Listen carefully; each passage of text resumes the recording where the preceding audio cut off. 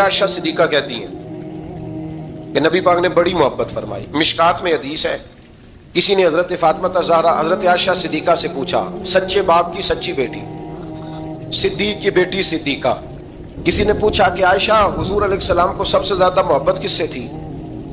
तो हजरत आयशा फरमाने लगी, पूछने वाली बात ही कोई नहीं, हुजूर सबसे ज्यादा सैयदा फातिमा से प्यार करते थे। तो कहा फिर ये बताएं कि मर्दों में हुजूर को सबसे ज्यादा प्यार किससे था? फरमाया ये भी पूछने वाली कोई बात नहीं, फातिमा के शौहर मौला अली से। ये हजरत आयशा सिद्दीका बयान करती हैं उनके शौहर से। अब लोग ना तराजू लेके बैठे रहते हैं और तोलते रहते हैं। पीर सैयद फैजुल हसन शाह साहब आलो मुहारवी रहमतुल्लाह अलैह, उनके पास भी एक बंदा चला गया तो उसने कहा जी बताएं हजरत आयशा अफजल है कि हजरत फातिमा? तो आप फरमाने लगे तुझे ये सवाल ही नहीं करना चाहिए था, इसलिए कि तेरे और मेरे पास कोई तराजू मौजूद है। उसने कहा जी नहीं आप बताएं, बताना पड़ेगा। आप फरमाने लगे नहीं बताता। कहने लगा नहीं बताएं। फरमाने लगे चल मैं एक बात बता देता हूँ, फैसला घर जाके कर लेना। उसने कहा बताएं। आप फरमाने लगे कि आयशा बेटी है अबू बकर सिद्दीक की और फातिमा बेटी है नबी पाक की। तो फरमाने लगे कि अबू बकर की जो बेटी है ना वो नबी पाक की बेटी से अफजल नहीं हो सकती। और फिर फरमाने लगे कि फातिमा ज़ौजा है मौला अली की और आयशा ज़ौजा है मुस्तफ़ा करीम की। तो फरमाने लगे जो अली की बीवी है वो नबी की बीवी से अफजल नहीं हो सकती। वो कहने लगा जी नतीजा क्या है? फरमाया घर जाके निकाल लेना। नतीजा तू घर जाके निकाल, यहाँ तराजू पकड़ के ना बैठ। हाँ जो हजरत आयशा ने कहा उस पर गौर कर। हजरत आयशा खुद गवाही देती सबसे ज्यादा हुजूर हजरत फातिमा से प्यार करते। छोटी उम्र थी तो जनाब खतीजा, जरा अंदाज देखिएगा बेटी की मोहब्बत का। हजरत खतीजा फरमाती हैं हुजूर जब घर आते ना तो दरवाजे पे खड़े होके ऊंची आवाज में फरमाते अस्सलामु अलैकुम। हुजूर ना सलाम लेते, मैं जवाब देती अपने घर हुजूर आए हैं, पर नबी पाक दरवाजे पे खड़े हैं। फरमाती है खड़े रहते हुजूर, मैं फिर थोड़ा हंसती और फिर मैं कहती फातिमा सुनती हो? अम्मा जी सुनती हूँ। फरमाया तुम्हारे अब्बा आ गए हैं दरवाजे पे। तो फरमाती है जनाब फातिमा वहां से दौड़ के आती और रसूल करीम का दरवाजा खोलती, फिर नबी पाक को उंगली से पकड़ के अंदर लाती। फरमाती जब तक वो जाती नहीं अल्लाह के रसूल दरवाजे पे खड़े रहते। वो उंगली पकड़ के लाती, फिर रसूल करीम उन्हें गोद में बिठा लेते। फरमाते वो छोटी छोटी बातें पूछती और हुजूर उनके बड़े बड़े जवाब देते। वो छोटी छोटी बातें, बचपन की एक बात लिखी है हमारे मुहद्दिसीन ने। एक दिन छोटी उम्र में, बिल्कुल छोटी उम्र में हजरत फातिमा ने पूछा या रसूल अल्लाह मैं अपने रब को कब देखूंगी? अल्लाह अकबर, उम्र छोटी और बात बड़ी कर दी। मैं कब देखूंगी? तो हुजूर ने फरमाया फातिमा बड़ी जल्दी रब करीम तुम्हें जन्नत में ले जाएगा और सारी जन्नती औरतों की सरदार बनाएगा और फिर मेरा रब तुझे अपना दीदार भी कराएगा।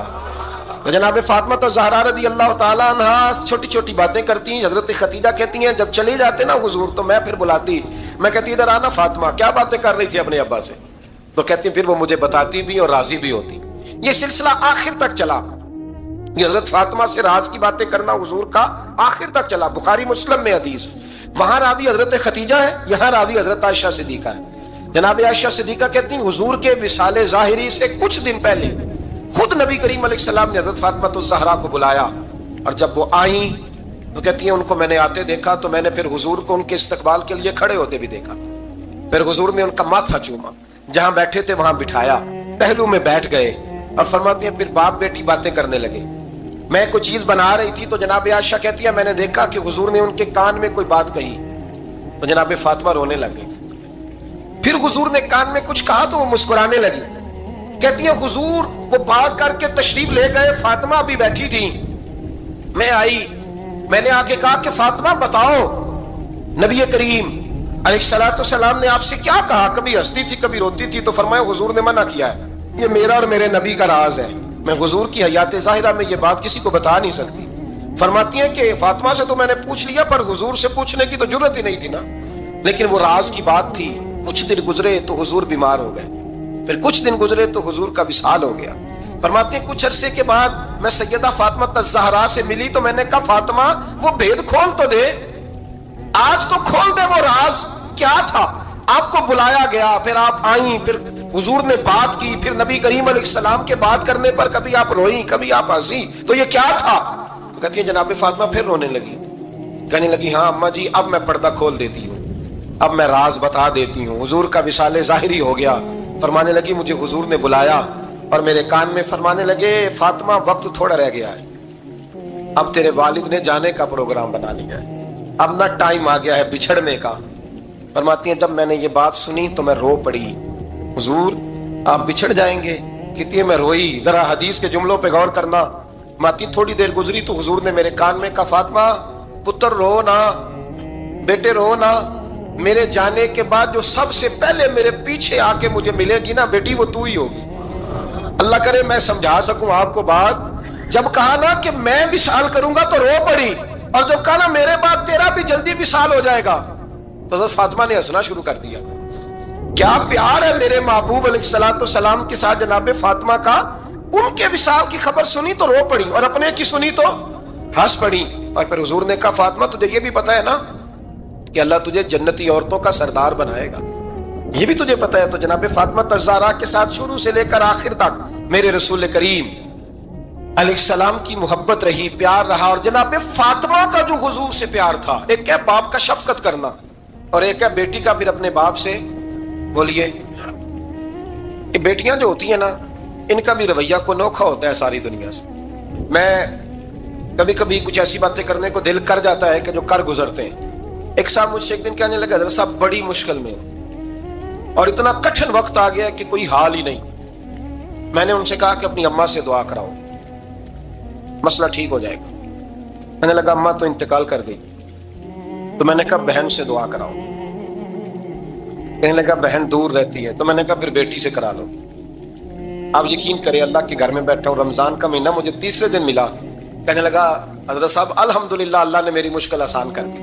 کہنے لگا یہ نسخہ آپ نے بڑا عجیب بتایا، پیر تو اس قسم کی باتیں نہیں نہ بتاتے، پیروں نے تو آپ کو پتا ہے دعائیں قید کر کے رکھی، صرف ہماری قبول ہونی ہے۔ کہنے لگے آپ ان کا میرے ساتھ ارادت کا رشتہ ہے۔ کہنے لگے آپ کس طرح کے پیر ہیں کہ آپ نے مجھے پلٹ کے کہہ دیا کہ اماں سے، بہن سے، بیٹی سے؟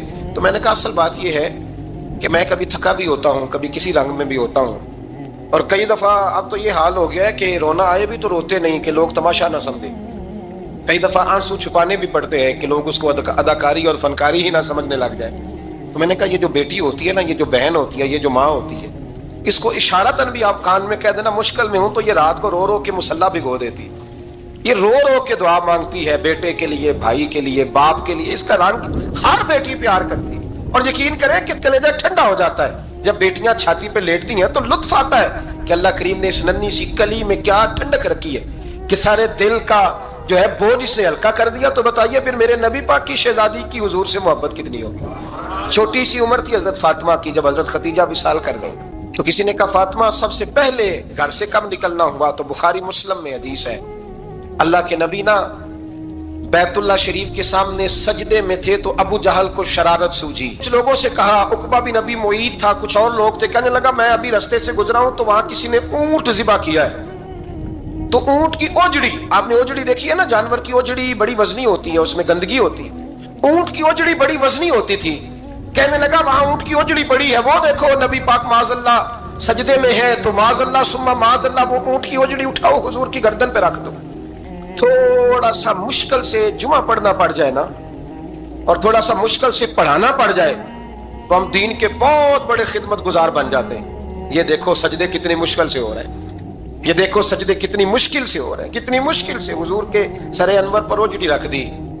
یہ وہ وقت ہے کہ نہ تو چچا ابو طالب ہیں جو پہنچ جاتے، نہ جناب ختیجہ ہیں جو بندوبست کرتی، تو کسی نے نہ جناب ختیجہ کے دروازے کے سامنے منہ کر کے کہا کہ محبوب کے گھر والوں حضور کے سر اقدس پر اوجڑی رکھ دی ہے کسی، اور حضور سر اقدس اٹھاتے ہیں تو تکلیف محسوس کرتے ہیں۔ جناب فاطمہ کہتی پہلا دہاڑا تھا جب میں چہرے پہ کپڑا ڈال کے نہ تو اپنے بابا کے لیے نکلی، فرماتی پہلا دن تھا، میں حرم کعبہ میں پہنچی، حضور کو سجدے میں دیکھا تو چھوٹے چھوٹے ہاتھوں سے میں نے اوجڑی نیچے گرائی، حضور بولے کچھ نہیں، نہ میں نے کوئی بات کی، میں نے حضور کی انگلی کو تھاما اور میں کنویں پہ لے آئی، حضور بھی نہیں بولے، جناب سیدہ فرماتی میں بھی نہیں بولی، حضور بیٹھ گئے اور میں کنویں سے پانی نکالنے لگی، میں حضور کی زلفیں دھوتی جاتی اور حضور روتے جاتے، زلفیں دھوتی جاتی اور حضور روتے جاتے۔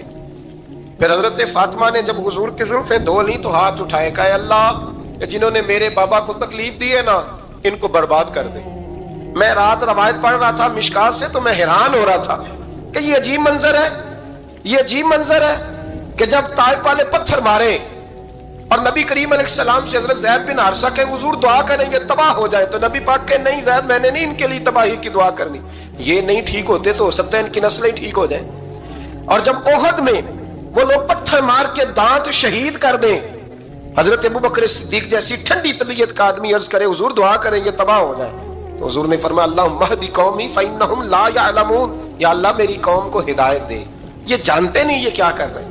حضور نے کبھی بھی کسی کے لیے دعائیں ضرر نہ فرمائی، لیکن آج یہ عجیب منظر ہے، شاید یہ واحد وہ وقت ہے کہ جناب فاطمہ الزہرا نے جب کہا نا کہ اے اللہ انہیں برباد کر دے، انہوں نے آج میرے والد کو تکلیف دی ہے، حضرت فاطمہ کی دعا سن کے تو حضور نے بھی ہاتھ اٹھائے، کہا اے اللہ جیسے میری بیٹی کہتی ہے نا ویسے ہی کر دے، اللہ کر دے انہیں برباد، فاطمہ جیسے کہتی ہے ویسے، اللہ کرے آپ کو سمجھ آئے میری بات کہ وہاں جہاں شدید تکلیف دی گئی وہاں حضور نے کسی کے لیے ایسی دعا، اور یہاں فرمایا اللہ جیسے فاطمہ کہتی ہے ویسے، اللہ اکبر۔ حضرت عبداللہ ابن مسعود کہتے ہیں کہ وہ دعا بھی میں نے سنی، اور پھر میں نے ان سب لوگوں کو جن کے لیے جناب سیدہ نے دعا کی تھی، ان سب کو پھر میں نے بدر میں کٹتے ہوئے بھی دیکھا۔